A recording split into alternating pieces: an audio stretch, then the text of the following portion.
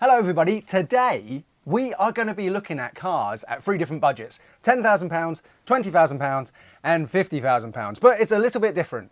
I'm going to be picking the bravest pills that will definitely bankrupt you, and I'm going to be an automotive dream slayer. Yeah, you are going to be picking the cars which will be very sensible alternatives to the cars that I pick. Yeah. That definitely won't bankrupt you, right? Yeah. You're looking at the car you want that you might be able to afford either now or in the near future, but you're not sure you can afford the running costs. So I'm trying to give you almost the same thing. I'm going to be giving you the sort of Aldi version of what it is that you're after. You're going to be crushing my dreams, basically. Exactly that. Yeah, okay. Voice of reason. Yeah, fantastic.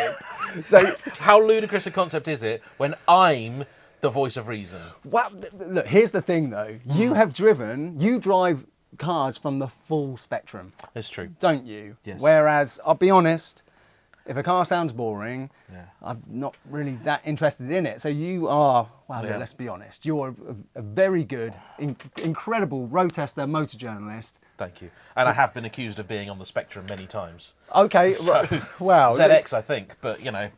And look, just quick, before I give you my first one, which, honestly, Are we starting at the bottom or the top?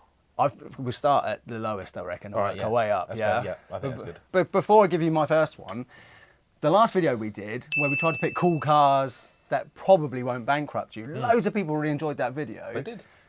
You always get people moaning on these videos, don't you? You always get the comments, yeah? And the big complaint that everybody said was, oh, well, they'll still definitely bankrupt you, all of those. Oh, they're terrible picks. How are they sensible? So this is why we're sorry, and we'll try again. yeah, exactly. Both opposite ends of the scale. Right, let's get into it. The first one then. All right. This is so brave, it's going to put hair on your chest just watching this video, I reckon. So for £10,000, a Bentley Continental Flying Spur. I've looked at these a lot because I'm not a big fan of the original first generation Continental.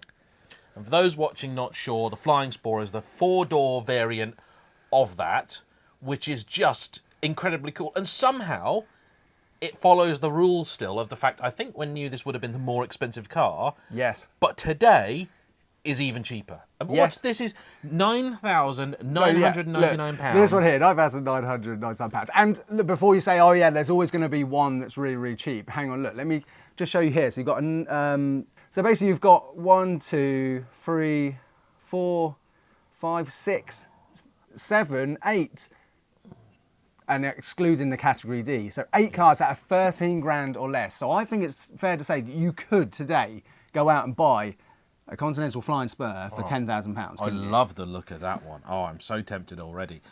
And this is less than 10% of this car's original purchase price. And you know what, actually, I think on the Continental, the looks have aged quite a bit, but actually the Flying Spur wears that front end and those lines better. Yeah. Yeah, no, because as soon as you saw the new Continental, then when you see the older one, it does sort of show its age a bit, doesn't it? But yeah, no, like you say, it's forgiven. Now, I've driven a facelift Flying Spur, loved it, incredible. Did a Dadcars review on it. I've not done any. Well, actually, I've done the latest. A lot more expensive than this. Yeah. But cool is this going to bankrupt you? Yes. It will, 100%. Absolutely. Especially because you've not even left anything out of your £10,000 budget left. You've got £1, which is not going to fix anything. And I mean, I don't even need to look it up. Like, just staring at that makes my wallet quiver. So I've tried where I can, not just to give you a sensible alternative, but to give you a sensible alternative that is sympathetic to what you're suggesting. Because ahead of this video, Ben has given me his 3, but I've not given him my responses. So what you've got here is a nice, well-featured, beautifully trimmed, executive luxury car. So my sensible suggestion, alternative for £10,000 or under, the Lexus LS. Oh, okay, right. Okay, I wanted to complain, but I think that's a good shout. Should we get one up? Yeah. And have a little And at that budget, you've actually got quite a selection because you could have the original, the LS400. You could have the, I think it's technically the 3rd generation, the LS430. You could even have the LS460. And each of those has got an absolutely fantastic, brilliantly made engine that is notoriously reliable. The cars are not going to be immune to issues because they're a big, heavy luxury car, but something like that would be the pick of the bunch. It's an LS460, it's an earlier one, great car, got plenty of go in it. The interiors are beautiful. They're really, really nice things. Now, I've done the 600H, the hybrid version of this. You won't get one of those in budget, I don't think, and you wouldn't want one anyway. It's more likely to bankrupt you. But this, now that's a way to get the kids to school. And they do it in 4 or 5-seater configuration. So if you want to put your extra big seats or whatever in the back, like it's perfect. Oh, yeah, look, it looks lovely, doesn't it? Yeah, and I like the ones that have got some lighter leathers and things. But look at all that leg room down there. Tons of leg room there. Yeah. You know, I can't even complain about that. I think that's wonderful. What is the, because is that got a V8? Yes. These are all V8s. Yeah. All V8s within budget. And it's a great V8. Revs beautifully, naturally aspirated. You know, Lexus, fantastic company, good dealers. It's a car I keep thinking about buying. And you know what? The Bentley's always a tempting thing, but actually, I think this would be one of the few cars. If you got out of a Bentley and into this, you wouldn't just go, it's not as. I think if anything, you go, actually, this is even nicer in some ways. I think I would really like to try one of those. Try and get one of those on the channel and review one. I think that'd be fantastic. I think you knocked it out of the park there, James. Yeah. Yeah. That's wonderful. I can't disagree at all, actually, with that one. But your second choice, Yes. I think, somehow makes the Flying Spur actually not the boldest of all you've gone for. Yeah, okay, right. So, yeah, the next one then is it's a favourite of the Dadcars channel. £20,000, a 4.7 Gran Turismo. You see, I didn't even know you'd get a 4.7 at 20 grand. Oh, look, we live in crazy times, yeah? These are the types of cars. The cars I'm picking, these Brave pills, the types of cars that... You show me this pill, because it's a big one. Oh, God, yeah. And obviously, recently on the channel, we have spent some time looking at the running costs of a Maserati Gran Turismo, and we know it's quite expensive. That's not a Gran Turismo. No, funny looking Gran Turismo, isn't it? That's a coupe. But what I'll do as well, look... So what amazes me here, right, okay, is look, your cheapest Gran Turismo has got 12.5 grand for a 4.2 Cat D. Yes. So, for those who don't know, the early versions of these cars were a 4.2. They then did the 4.7. They didn't replace the 4.2. This is still available. But basically, once the 4.7 came out, nobody bought a 4.2. Yeah. But I was shocked that you could get... Well, look, last year you definitely couldn't. But look, here we go. £20,090. So I'm ignoring the category S, Yeah. which is under 20,000. But look, this one here.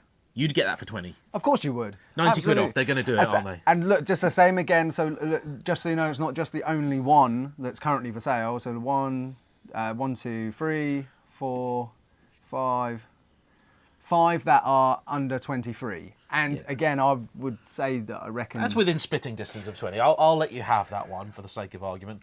But a 4.7. And look, this one here is an MC shift as well. So you're even going to have the added expense of a clutch at some point. The joy of a robotised manual. Just to make it, which is a wonderful car, and incredible car. These are amazing. Gangster. Oh, I love that. Look at that. Look at that photo work here. You got like, here's a side profile. Here's a much darker side profile. There's another side profile and another side profile. Oh, we've got an interior shot. The side profile is so good on these. Side profile is so good. I tell you what, the interior, it doesn't look like it's falling apart. No, it is black, unfortunately. I like a contrasting interior, but beggars can't be choosers at 20 grand. No. Look at the massive rear seats. Pretty plain, but you know what? It's a Maserati Gran Turismo 4.7, best exhaust note ever. Yeah. 20 grand. And look, here's the thing. It's possible, because I know what everyone's thinking, and I'm thinking the same. Like, you'd be mad to buy something like this. But in this market, there must be genuine situations where somebody has a car like this. They've gone to We Buy Any Car. They've offered them £5.70 in a Werther's original. They've then taken it to a dealer who they then notice has got binoculars on and some lube in their hands ready as they're seeing the car, and they're about to offer you like £12 for the car. So there might actually be instances where there's a semi-decent car. No, I'm not convincing you, am I? No.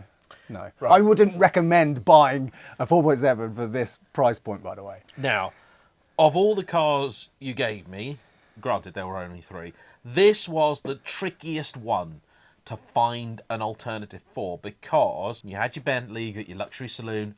I had so many options. So many options.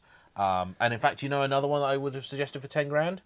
VW Passat R36. Oh, okay. Cool cars. But Yeah. not a luxury saloon I car. would have been more critical of that Yeah. over the Lexus, but I can't. The Lexus is more complain reliable. Anyway, about- yeah. so this though, you're giving me an Italian coupe full of flair with a beautiful engine. Now, I couldn't get a Lexus RCF in budget. An RC I think would be doable, but I can't give you 2 Lexus.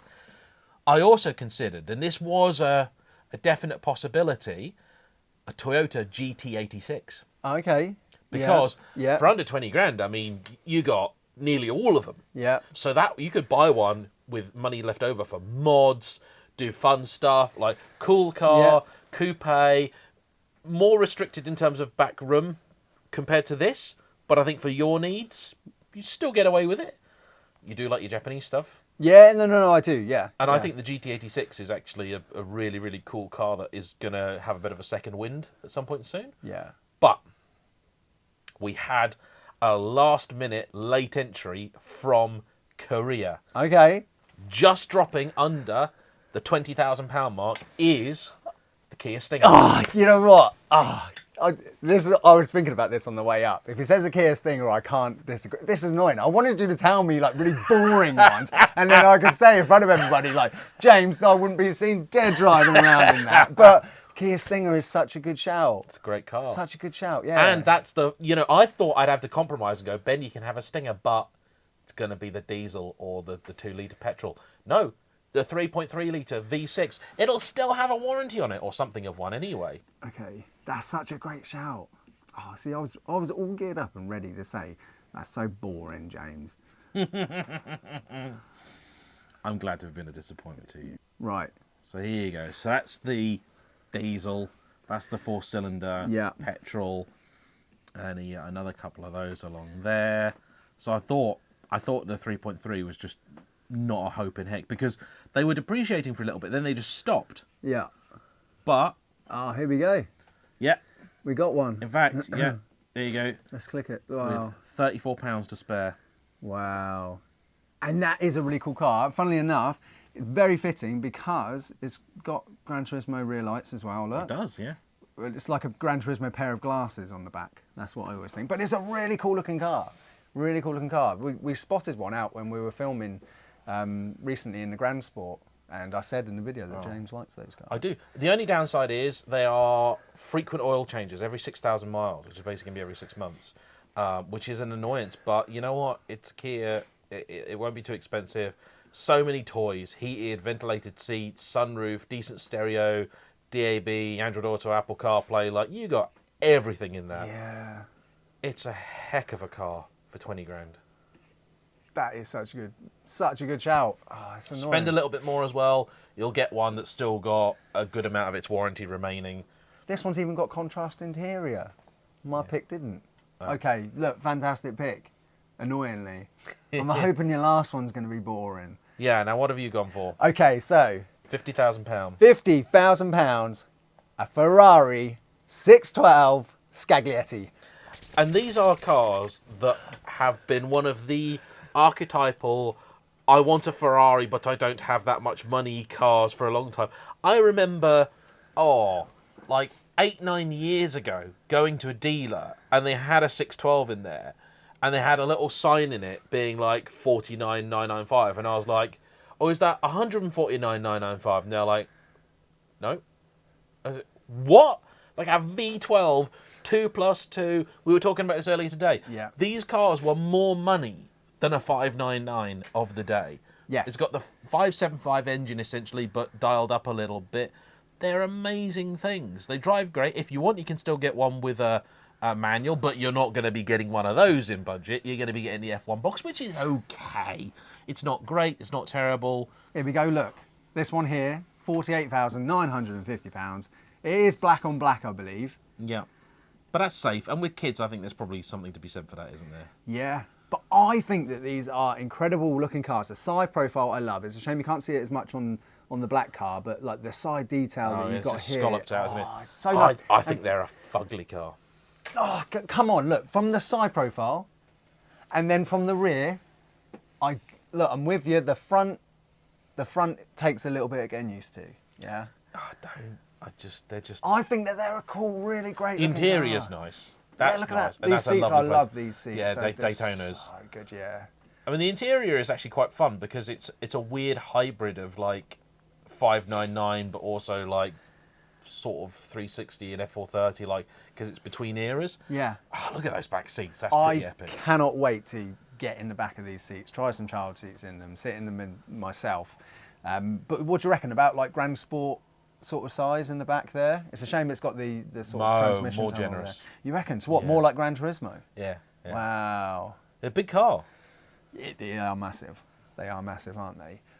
But look, as a man who has some experience of owning Ferraris and paying out to maintain said Ferraris, do you think that today, I haven't got £50,000, but if I had £50,000 and I went and bought a 612, do you reckon it would be a terrible decision at 50,000? Do you think I should have to spend like 65? The problem with these is that they come in sort of one of two flavours, which is either you'll have it and you'll be like, it's been fine, like it's been absolutely fine, or in 12 months' time you'll just be in a mess on the floor because you know a tiny little bit turned out to be like an oil leak that means the heads have got to come off the engine, and then all of a sudden you found something in a cylinder that shouldn't be there, and it's really unlikely. I mean, Ferrari engine problems are actually quite rare, but you're either going to get away with like £1,000 a year or it'll be 10. And the problem is with these, because they were a cheap Ferrari for such a long time and still are in many ways. See, look, it's got aftermarket head units. I always tend to avoid those. Okay. But on the other upside, if you find a car that's been driven and used, and the owner's been honest about it, it might not be such a ruinous purchase. The one thing you want to do is avoid a car that's been sat for a long time. Yes. And a lot of them have. Yeah. Because those little bits will add up, like a bush here, a bit there. Like you'll get an inspection, they'll be like, honestly, we've not found anything that bad. It's £7,000. Yeah. Well, here's the thing, right? When you go and buy a car like this, would you agree? I prefer to buy it from the owner. Yes. And then also you want to see over the last 3-4 years some serious invoices. Cheaper end of the market with all of these cars you've been talking about. The cheaper end of the market, absolutely, buy private, because you get to know the person that's owned it. That's invaluable. That's almost as good as a pre-purchase inspection, because it's an inspection of especially if they've had it for like 5-6 years or something like that. Yeah. And also, with a car like this, a dealer will want to be making so much money. So if you think the dealer's selling it at £50,000, and there's a private one that's sold at £50,000, but the dealer's probably paid 30 or 40 for it. So actually you're getting a much worse car. And unless they're really going to back it with a proper warranty, which they won't for something like this, forget about it. Yeah. No, absolutely. No, I agree. But I love the idea of a 612. I really do. I'm really looking forward to seeing you get in one and give me your feedback. One day you're going to get into a Ferrari. And actually, I know for you the dream is the FF. Yes. These are a totally different car. No, I get that impression. Yeah, because I've watched your videos with them before. When I drove the FF, the FF felt so much more than what I was expecting. Yeah. Like this, honestly, I know technically speaking, the FF is like the next in line, but it does feel like the start of something completely new, which is both good and bad. Yeah. These are still an old school analog, like at some point you'll get to go in the 550 and like that has more of that magic. Okay. Like for a more of an occasions thing, I think this would work, whereas if you want to use it more year round, FF. Yeah. But trying to find something that could match up to this. The splendour, the grandeur. I thought you got to have a big meaty engine, okay? Yeah.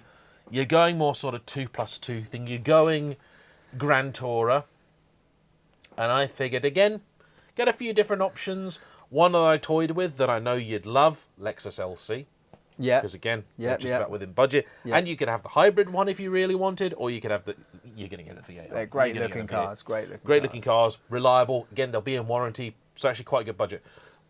But I've already recommended you one Lexus. Rear seat space, really compromised. Yeah, no, I can imagine. So I figure my prescription for you, the sensible Ferrari 612 alternative, Mercedes-Benz S-Class Coupe or CL, depending on which generation you want to look at. Okay. Because Yeah. gorgeous luxury car, big, effortless over a long journey, decent sized boot, packed with luxury features, toys to keep the kids entertained, depending Yeah. on the one you buy. They actually handle pretty good too. And, should you want it, V12. Okay. V12, is that sensible though? More sensible than a Ferrari V12. No, this is true. What age are we talking here? Well, have a look, because you've got quite a range. Effectively, for 50k, so annoyingly it's split across sort of two things, because the early ones would be a Mercedes CL, Yeah. and actually, I drove the CL65, and the very car that I drove is now up for sale for just over 30 grand. Okay. And that's a stupendous amount of car. Like, it's incredible. But it's like 20 grand under your budget. So, S-Class. S-Class. And then you're going to want body style, coupe. Yes, so, okay, so then basically, if you go engine size, get rid of the weedy stuff. But again, with the coupe, there isn't really much of that. So if you start on like the 5 litres, and you've got quite a lot of things to choose from. The one I was going to suggest to you was an S63. Okay. Which will come, I think, for here with the 5.5 litre bi-turbo V8, which is just one of the greatest engines ever. Yeah, I mean, that's a lot of car for the money, isn't it? Like 36,000. And I know 2014. you were talking earlier about a C63. Yeah. Now, the issue with the C63, you know it, they're a car that attracts a certain crowd. We were talking about Subaru with our friends at Bamford Rose today, and again, all Imprezas have all had at least one thoroughly irresponsible owner, Yeah. Yeah. including you. In my early 20s. Yeah. Yeah, So- I couldn't afford to own No. those Japanese cars. That I No did one have. could. No one could. That was the problem. But they were worthless. Yeah. But no, yeah, but yeah. So An S-Class, that doesn't attract that kind of crowd. Okay. Yeah, I hear what you're saying. You see? So what's the best you can get for the 50k though? Well, go search from, Let's have a look. so they're all AMGs. So again, it's nice. It's an AMG. It's more than a sort of normal thing. I think if you wanted to... Oh, there you go. Look at this. Okay. So the V12 of this generation is a bit too much. That's 60. But you can absolutely get a V12 in a CL. Like with room to spare. Yeah. So this is probably. I'm Yeah. not a big fan of matte paintwork myself. No, that's probably a wrap anyway. Yeah. I said they're less likely to get those owners. They're not immune. Yeah. Okay. Now, see, the thing that I would say about this though is this will continue to depreciate heavily. Yep. So in terms of sensibility, I would use my man maths here, and I would say if you bought this, I bought my 612, and even though you were laughing at me because I had a 7 grand bill, followed by an 8 grand bill, followed by a 4 grand bill, I would then turn around to you after 3 years and say, yeah, but what's yours worth now? And my 612 still worth the same. What you're saying, absolutely true. In response, playing devil's advocate, because I'd be with Absolutely. you in the Ferrari. Okay. I know, yeah, right. yeah, So yeah. depreciation happens over time. Yes. And you only really truly suffer it when you come to sell the car. Okay. Yeah. Then you feel its effects. Yes. However, if your Ferrari breaks down and it wants 10 grand out of you now, This is true. you've got to pay for it. Yeah. You can't wait and find out. Depreciation also is going to be more gradual. It's going to happen over a prolonged period. The thing is, though, again, the way you look at it, you go, okay, this will depreciate. The Ferrari probably will break, but it might cost less, it might cost more. I mean, Yeah. a lot of the Astons and things like that, you buy one of those, you do well with it, you have it for a bit, like, the loss shouldn't be too painful. Like, I've had a few cars before, I know you've had them where you're like, actually, the cost of the car, as it was the cost of the maintenance. Yes. The cost of my Quattroporte, for example, it cost me the maintenance, effectively. The Grand Sport, same thing. Yeah. It cost me the bill to fix it. Like, that's, Yeah. Thanks for paying that, by the way. yeah, sorry. And had I kept that car for a bit longer, it would have been the same. Yeah. But yeah, this is, of all my suggestions, this is the riskiest one. But Yeah. you got to take some level of risk if you want something that's going to be even roughly Yeah. equivalent.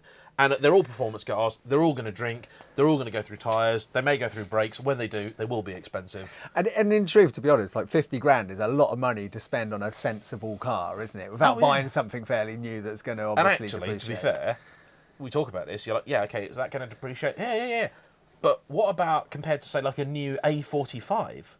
Or we were talking about Teslas and stuff earlier. You know, there are 3-4-year-old Tesla Model 3 performances now for like 30 grand off. I certainly wouldn't be talking you into like a Taycan at that money. No. No. Although you could get a Taycan for 50 grand. Yeah. No. You could also get an RS6.